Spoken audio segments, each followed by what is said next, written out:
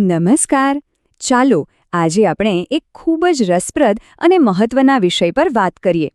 આપણે સમજીશું કે ઔદ્યોગિક ગંદા પાણીને કેવી રીતે શુદ્ધ કરવામાં આવે છે, એ પણ એકદમ સરળ ભાષામાં.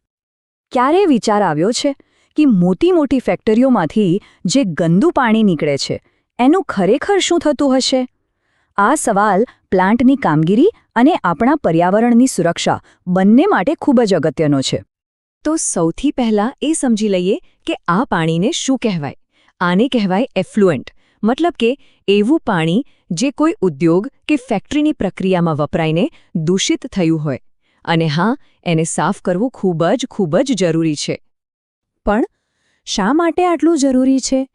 જુઓ, જો આપણે આ પાણીને શુદ્ધ ન કરીએ તો એ જમીનમાં ઉતરીને પીવાના પાણીને બગાડી શકે છે, નદી દરિયાના જીવોને નુકસાન પહોંચાડી શકે છે અને આપણી જમીનને પણ પ્રદૂષિત કરી શકે છે. ટૂંકમાં આપણા સૌના સ્વાસ્થ્ય માટે આ ખૂબ જ જરૂરી છે. એટલું જ નહીં, શુદ્ધ કરેલા પાણીનો આપણે ખેતી અને ઉદ્યોગોમાં ફરીથી ઉપયોગ પણ કરી શકીએ છીએ. ચાલો, તો પછી હવે આપણે સીધા જઈએ એફ્લુએન્ટ ટ્રીટમેન્ટ પ્લાન્ટ એટલે કે ETPની અંદર. આપણે જોઈશું કે પાણીની આખી સફર કેવી રીતે શરૂ થાય છે. સૌથી પહેલો તબક્કો છે ભૌતિક સફાઈ. આને તમે એક મોટી ઘરણી સમજી શકો છો.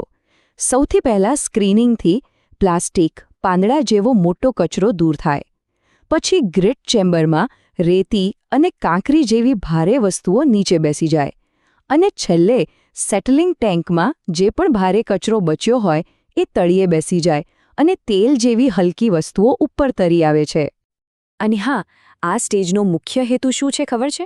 ફક્ત પાણી સાફ કરવાનો જ નહીં, પણ આગળના સ્ટેજમાં જે મોંઘા પંપ અને મશીનો છે એમને આ મોટા કચરાથી બચાવવાનો પણ છે. જો આ કચરો આગળ જાય તો મશીનરી જામ થઈ શકે અથવા તૂટી પણ શકે.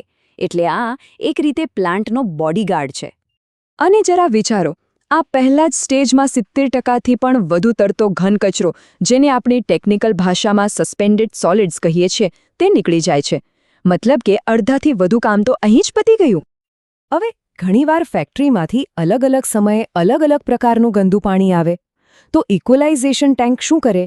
એ આ બધા પાણીને ભેગું કરીને બરાબર મિક્સ કરી દે છે, જાણે એક મોટું મિક્સર હોય. આનાથી ફાયદો એ થાય કે આગળ ટ્રીટમેન્ટ માટે એક સરખું પાણી મળે અને પ્રક્રિયામાં કોઈ ગડબડ ન થાય. સરસ, તો મોટો કચરો તો નીકળી ગયો. પણ હવે શું?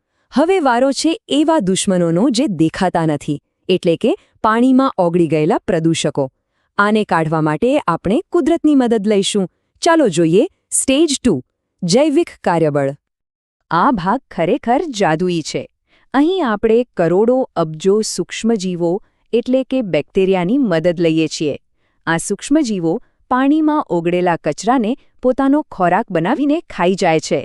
વિચાર તો કરો, આપણે કુદરતી રીતે જ પાણીને સાફ કરી રહ્યા છીએ. અને આ નાનકડા જીવો કામ કેટલું મોટું કરે છે. લગભગ 90% જેટલો ઓર્ગેનિક કચરો, જેને આપણે BOD પણ કહીએ છીએ, તે આ સ્ટેજમાં સાફ થઈ જાય છે. આ ખરેખર અદ્ભુત છે.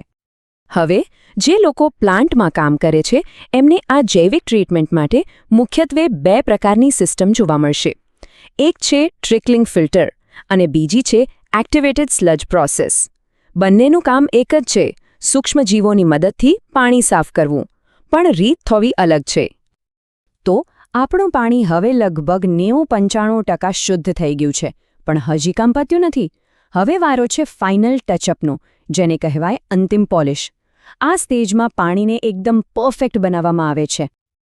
આ ત્રીજા તબક્કાનો હેતુ છે પાણીને પોલિશ કરવાનો. મતલબ કે પાણીમાં રહી ગયેલો થોડો ઘણો રંગ, વાસ કે બીજા કોઈ કણો હોય તો તેને પણ દૂર કરી દેવાનો. ખાસ કરીને જો આ પાણીનો ફરીથી ઉપયોગ કરવાનો હોય અથવા કોઈ નદીમાં છોડવાનો હોય ત્યારે આ સ્ટેજ બહુ જ જરૂરી બની જાય છે. અને આ પોલિશિંગ માટેનું એક સુપર હીરો સાધન છે એક્ટિવેટેડ કાર્બન ફિલ્ટર એટલે કે ACF. આને તમે એક શક્તિશાળી સ્પોન્જ કે ચુંબક સમજી શકો છો. પાણી જ્યારે આમાંથી પસાર થાય ત્યારે તે નાનામાં નાની અશુદ્ધિઓને પણ પોતાની તરફ ખેંચી લે છે. આ એક્ટિવેટેડ કાર્બન ફિલ્ટર શું દૂર કરી શકે છે? પાણીમાં વધારાનો ક્લોરીન હોય, કોઈ રંગ કે વાસ રહી ગઈ હોય કે પછી કેડમિયમ મર્ક્યુરી જેવી ઝેરી ભારે ધાતુઓ હોય, આ બધું જ શોષી લે છે. આના પછી પાણી એકદમ શુદ્ધ અને સુરક્ષિત બની જાય છે. અને બસ આ સાથે જ પાણીની સફર પૂરી થાય છે. જે પાણી એક સમયે પ્રદૂષણનો સ્ત્રોત હતું, એ હવે આ 3 તબક્કામાંથી પસાર થઈને એક મૂલ્યવાન સંસાધન બની ગયું છે.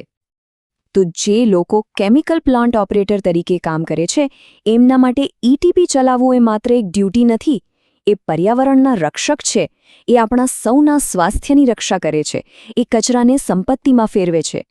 ખરેખર આ એક ખૂબ જ જવાબદારીભર્યું અને ગર્વ લેવા જેવું કામ છે. આખી પ્રક્રિયા જોયા પછી એક સવાલ મનમાં જરૂર આવે: આપણે ઔદ્યોગિક પાણીને કચરા તરીકે જોવાનું ક્યારે બંધ કરીશું અને તેને એક અમૂલ્ય સંસાધન તરીકે ક્યારે અપનાવીશું? આ જ આપણા ઉદ્યોગોનું ભવિષ્ય છે. આશા છે કે ETPની આ સફર તમને સમજાવી હશે અને મજા આવી હશે. ખાસ કરીને જે મિત્રો ITIમાં એટેન્ડન્ટ ઓપરેટર કેમિકલ પ્લાન્ટનો અભ્યાસ કરી રહ્યા છે, એમના માટે આ માહિતી ખૂબ ઉપયોગી થશે. જો તમને આવી જ સરળ સમજૂતી ગમી હોય તો ચેનલને લાઇક અને સબસ્ક્રાઇબ જરૂર કરજો. ફરી મળીશું. આભાર.